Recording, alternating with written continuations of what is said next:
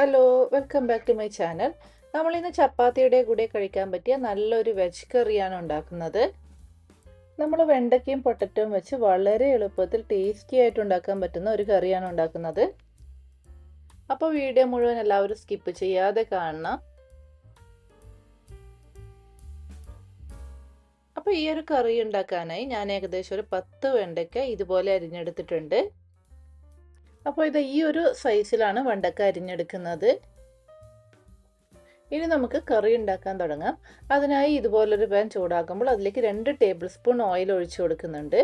Oil ചൂടാകുമ്പോൾ നമുക്ക് അരിഞ്ഞു വെച്ചിരിക്കുന്ന വെണ്ടയ്ക്ക അതിലേക്ക് ചേർത്ത് കൊടുക്കാം.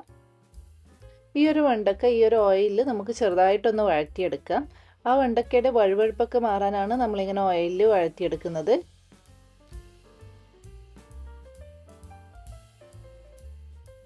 അപ്പോൾ ഇത് വെണ്ടയ്ക്കയുടെ വഴുവഴുപ്പൊക്കെ മാറിയിട്ടുണ്ട്. ഇനി ഇത് നമുക്ക് ഒരു പാത്രത്തിലേക്ക് മാറ്റാം. അപ്പോൾ വെണ്ടയ്ക്ക മുഴുവൻ നമ്മൾ മാറ്റിക്കഴിഞ്ഞു. ഇനി ആ വെണ്ടയ്ക്ക വഴറ്റിയെടുത്ത അതേ പാനിലോട്ട് നമുക്ക് 1 ടേബിൾ സ്പൂൺ ഓയിൽ ചേർത്ത് കൊടുക്കാം. എണ്ണ ചൂടായി കഴിയുമ്പോൾ ഇതിലേക്ക് ഒരു സവാള ഇതുപോലെ ചെറുതായി അരിഞ്ഞത് ചേർത്ത് കൊടുക്കുന്നുണ്ട്. കൂടെ തന്നെ ഒരു പച്ചമുളകും ചേർത്ത് കൊടുക്കുന്നുണ്ട്. എന്നിട്ട് സവാളയൊന്ന് വഴറ്റിയെടുക്കുക.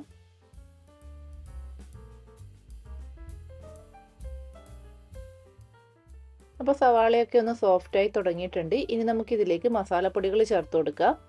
1/2 ടീസ്പൂൺ മഞ്ഞൾപ്പൊടി, 2 ടീസ്പൂൺ മല്ലിപ്പൊടി, 1 ടീസ്പൂൺ മുളക് പൊടി, 3/4 ടീസ്പൂൺ ഗരം മസാല ഇത്രയും ചേർത്ത് കൊടുക്കുന്നുണ്ട്.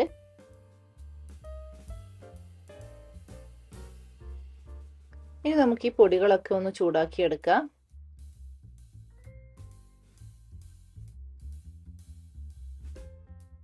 ഇനി നമുക്കിതിലേക്ക് ഒരു തക്കാളി ഇതുപോലെ ചെറുതായി അരിഞ്ഞത് ചേർത്ത് കൊടുക്കാം.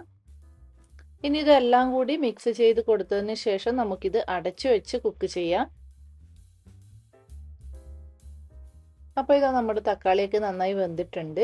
ഇനി നമുക്കിതിലേക്ക് 2 പൊട്ടറ്റോ അരിഞ്ഞത് ചേർത്ത് കൊടുക്കാം.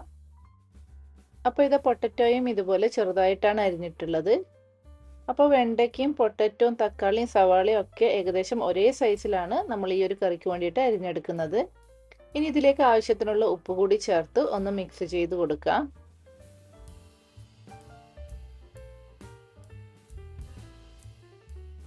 ഇനി ഇതിലേക്ക് ഒരു 1/4 കപ്പ് വെള്ളം കൂടി ചേർത്ത് കൊടുത്തിട്ടുണ്ട്. എന്നിട്ട് വീണ്ടും ഒന്ന് മിക്സ് ചെയ്തെടുക്കാം.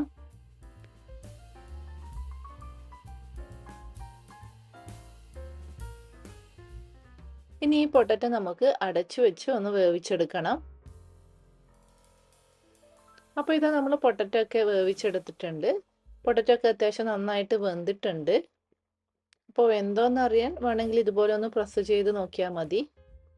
ഇനി നമുക്കിതിലേക്ക് നമ്മൾ നേരത്തെ വഴറ്റി വെച്ചിരിക്കുന്ന വെണ്ടയ്ക്ക ചേർത്ത് കൊടുക്കാം. വീണ്ടും എല്ലാം കൂടി ഒന്ന് മിക്സ് ചെയ്തെടുക്കാം. ഇനി ഇത് അടച്ചു വെച്ച് ഒരു മീഡിയം ഫ്ലെയിമിൽ ഒരു 3-4 മിനിറ്റ് കുക്ക് ചെയ്യാം. എന്നാലേ ആ വെണ്ടയ്ക്കയും മസാലയൊക്കെ നന്നായിട്ടൊന്ന് മിക്സായി കിട്ടുകയുള്ളൂ. അപ്പോൾ ഇത് ഏകദേശം 4 മിനിറ്റ് കഴിഞ്ഞു. നമ്മൾ ചേർത്ത് കൊടുത്ത വെണ്ടയ്ക്കൊക്കെ ആ മസാലയൊക്കെ നന്നായിട്ട് പിടിച്ചിട്ടുണ്ട്. ഇനി ഞാൻ ഇതിലേക്ക് അവസാനമായിട്ട് കുറച്ച് കസൂരി മേത്തി ചേർത്ത് കൊടുക്കുന്നുണ്ട്. ഇത് ഓപ്ഷണലാണ്, വേണമെങ്കിൽ ചേർത്ത് കൊടുത്താൽ മതി.